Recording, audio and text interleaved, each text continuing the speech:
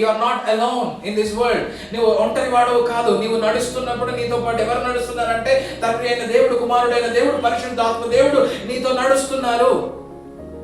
నువ్వు ఎప్పుడు అనుకోవద్దు నేను ఒంటరి వాడను కదా, నేను ఒక్కరిని డీల్ చేస్తున్నాను కదా, నా సమస్యలు నా పరిస్థితులను ఒక్కరిని డీల్ చేస్తున్నాను కదా, అయ్యో నా భర్త నా మాట వింటలేడే, నా భార్య నా మాట వింటలేదే, అయ్యో నా స్నేహితులు నా మాట వింటలేదే. నో నో నో నో, నీకెవరెవరు తోడై ఉన్నారు?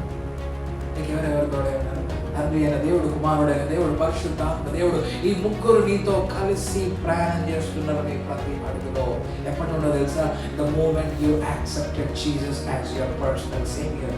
యేసు క్రీస్తును సొంత రక్షకుడిగా అంగీకరించిన క్షణం నువ్వు ఏమవుతున్నావు అంటే దేవుని నువ్వు తండ్రి అని పిలుస్తున్నావు. అదే రీతిగా దేవుడు నీకు ఒక గిఫ్ట్ ఇచ్చాడు. ఏంటంటే పరిశుద్ధాత్మ దేవుని సహాయంగా నీ గిఫ్ట్ ఇచ్చాడు. He started living inside your body. నీలో ఆయన నివసించడం ప్రారంభించాడు. అది నువ్వు తెలుసుకోవాలి. అందుకని కొన్నిసార్లు తప్పు చేయకముందు నీకు ఒక స్వరం వినబడతా ఉంటుంది, వద్దు అని. ఎవరు చెప్తున్నారు?